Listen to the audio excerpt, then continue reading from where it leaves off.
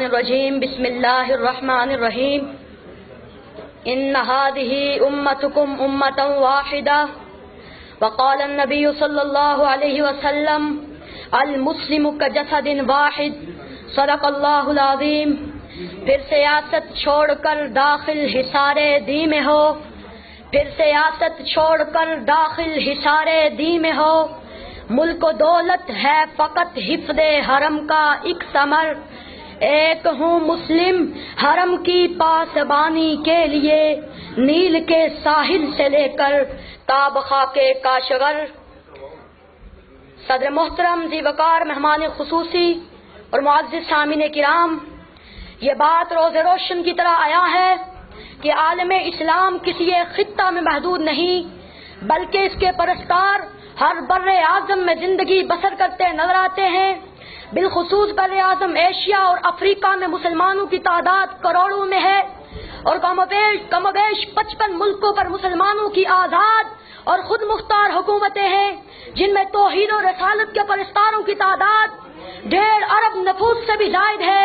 گویا اس کرۂ ارض کا ہر چھٹا آدمی دین اسلام کا پیروکار ہے، مگر مقام صد افسوس یہ ہے کہ امت مسلمہ میں فکر و نظر کی وحدت کا فقدان ہے اور مرکزیت کی شدید کمی ہے، ہم آہنگی اور یکجہتی نہ ہونے کے برابر ہے، ہر ملک ذاتی اور علاقائی مفاد کا اسیر ہے، رنگ و نسل عرب و عجم کے بت گاڑ دیے گئے ہیں، جس کی وجہ سے مسلمان زوال اور انحطاط کا شکار ہے۔ اقبال نے مسلمانوں کی ذلت اور پستی کو دیکھا اور تاریخ کے اوراق کو کھنگالا۔ اقبال اپنی آنکھ سے اسپین کی بدحالی کو دیکھا، قرطبہ کو دیکھا، قرطبہ کی جامع مسجد کا گھوڑوں کا استبل بنا ہوا دیکھا، غرناطہ کو دیکھا تو تڑپ کر کہا غرناطہ بھی دیکھا میری آنکھ نے لیکن، غرناطہ بھی دیکھا میری آنکھ نے لیکن، تشکیل مسافر نہ سفر میں نہ حضر میں، دیکھا بھی دکھایا بھی سنایا بھی سنا بھی، دیکھا بھی دکھایا بھی سنایا بھی سنا بھی، ہے دل کی تسلی نہ نظر میں نہ خبر میں۔ جناب صاحب، آج پوری دنیا کے مسلمان شدت کے ساتھ محسوس کر رہے ہیں کہ عربی اور عجمی کی بنیاد پر تختہ مشق نہیں بنایا گیا، ان کے خلاف لسانی اور علاقائی بنیادوں پر جنگ نہیں کی جا رہی، بلکہ یہ ساری فوج کشیاں، یہ بحری بیڑے، یہ گیسی کٹر، یہ فاسفورس بموں کی برسات، یہ گوانتانامو بے اور ابو غریب جیل کی سزائیں صرف اور صرف اس لیے ہے کہ ہم مسلمان ہیں اور لا الہ الا اللہ پڑھنے والے ہیں۔ مسلمانوں کو غلام بنانے کے لیے یہ سب کچھ کیا جا رہا ہے، لیکن مسلمان مزاحمت کرتے ہوئے کہتے ہیں ہری ہے شاخ تمنا، ابھی چلی تو نہیں، دبی ہے آگے جگر مگر بجھی تو نہیں، جفا کی تیغ سے گردن وفا شاعرہ کی کٹی ہے برسر میدان مگر جھکی تو نہیں۔ یاد صاحب،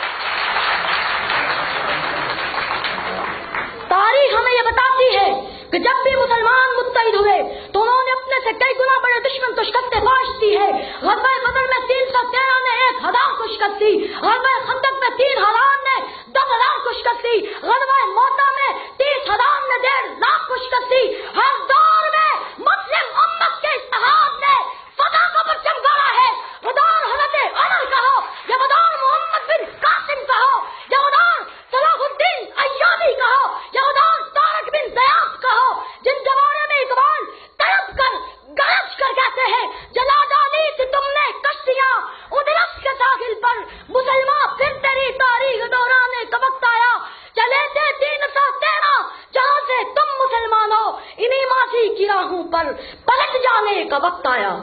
جناب صاحب، فطرت کے تمام مذاہب ہمیں اتحاد اور اتفاق کا درس دیتے ہیں۔ اگر ہم ستاروں کو دیکھیں تو ستاروں کی وحدت شب کے اندھیرے چاک کر کے رکھ دیتے ہیں، سنگریزوں کی وحدت سے کوثر جام لیتے ہیں، قطرے سے دریا، ذرہ سے صحرا، کرن سے سورج کی تابش حاصل کرنے کی قوت بڑھ جاتی ہے، اور